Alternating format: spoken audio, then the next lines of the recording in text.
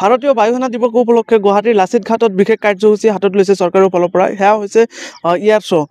অলপ পিছতে অৰ্থাৎ আজি হৈছে 9 তাৰিখ, নৱেম্বৰ মাহৰ 9 তাৰিখ। বৰ্তমান সময় হৈছে 8:50 হৈছে।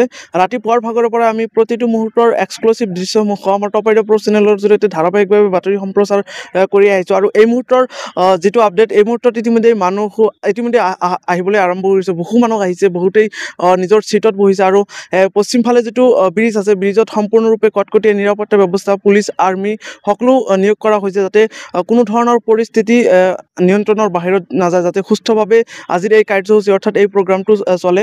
আৰু ইয়াতে মুখ্যমন্ত্ৰী ডক্টৰ হিমন্ত বিশ্ব শৰ্মা নিজে উপস্থিত থাকিব আজিৰ এই কাৰ্যসূচীত, অৰ্থাৎ ইয়াৰ শ্ব'। লাচিত ঘাটত যোনটো ইয়াৰ শ্ব' হৈছে, বৰ্তমান আপডেট হৈছে, সময় হৈছে ৰাতিপুৱা 8:50। আৰু বৰ্তমান সময়লৈকে মানুহ ইতিমধ্যে আহিবলৈ আৰম্ভ কৰিছে, বহু মানুহ বহিছে।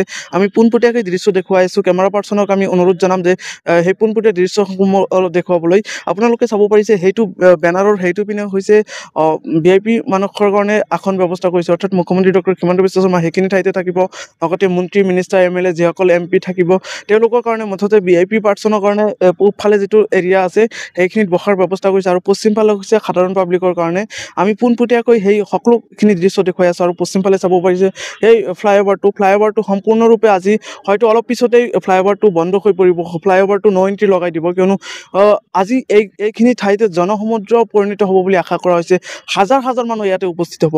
ৰাজ্যবাসীৰ কাৰণে এই মুহূৰ্তৰ আটাইতকৈ ব্ৰেকিং আপডেট, কিয়নো লাচিত ঘাটত যিটো ইয়াৰ শ্ব' আয়োজন কৰা হৈছে ভাৰতীয় বায়ুসেনা দিৱস উপলক্ষে, গুৱাহাটীৰ লাচিত ঘাটত যিটো এয়াৰ ইণ্ডিয়া ফ'ৰ্চৰ ফালৰ পৰা ইয়াৰ শ্বৰ আয়োজন কৰা হৈছে। অলপ পিছতে ইয়াতে বিভিন্ন ধৰণৰ আকাশত উৰা যানসমূহ চলাব, অৰ্থাৎ ফাইটাৰ জেট, এয়াৰপ্লেন, হেলিকপ্টাৰ সম্পূৰ্ণৰূপে সকলোখিনি উৰাব আৰু বিভিন্ন ধৰণৰ প্ৰদৰ্শনী দেখাব। আৰু এই প্ৰগ্ৰামত মুখ্যমন্ত্ৰী ডক্টৰ হিমন্ত বিশ্ব শৰ্মা নিজেও অংশগ্ৰহণ কৰিব, ইতিমধ্যে ফেচবুক লাইভত জনাইছে। আৰু আমি এই মুহূৰ্তত পোনপটীয়া লাইভত দেখুৱাই আছোঁ কিমানখিনি মানুহ ইতিমধ্যে আহি আছে। আৰু সম্পূৰ্ণৰূপে প্ৰশাসনৰ ফালৰ পৰা পুলিচ আৰ্মি সম্পূৰ্ণৰূপে নিয়োগ কৰিছে, যাতে পৰিস্থিতি কোনো কাৰণতে যাতে নিয়ন্ত্ৰণৰ বাহিৰত নাযায়। আৰু গুৱাহাটীৰ লাচিত ঘাটৰ এই মুহূৰ্তৰ পৰিৱেশ, জনসমুদ্ৰৰ ইতিমধ্যে আৰম্ভণি হৈছে। মানুহে গাড়ীয়ে মানুহ আহি আছে আৰু নিজৰ চকীত আসনত বহি আছে। আৰু আমি পোনপটীয়া দৃশ্য আপোনালোকক দেখুৱাই আছোঁ। আৰু পিছপিনে চাব পাৰিছে, সেয়া হৈছে লাচিতৰ প্ৰতিমূৰ্তি। আৰু পূবফালে যিটো এৰিয়া আছে সেইখিনি হৈছে VIP মানুহৰ কাৰণে। আমি ইতিমধ্যে এক্সক্লুচিভ ধাৰাবাহিক বাতৰিত আমি ইতিমধ্যে উল্লেখ কৰিছোঁ। পূবফালে যিখিনি ঠাই সংৰক্ষণ কৰা হৈছে সেইখিনিত মুখ্যমন্ত্ৰী তাতে থাকিব, আৰু MP, মন্ত্ৰী, মিনিষ্টাৰ যিসকল আছে। VIPৰ কাৰণে মুঠতে পূবফালৰ ছাইডখিনি। আৰু পশ্চিম ফালৰ যিখিনি ছাইড আছে সেইখিনি বহুখিনি জাগাৰ বহাৰ ব্যৱস্থা কৰিছে, প্লাষ্টিকৰ চকীবিলাক দিছে, তাতে মানুহ সেইখিনিতে কমপ্লিট হৈ যাব মানুহ। তাৰপিছতো মানুহ এই পশ্চিম ফালে যিটো ফ্লাইঅভাৰ আছে, ফ্লাইঅভাৰটো সম্পূৰ্ণৰূপে ভৰি পৰিব।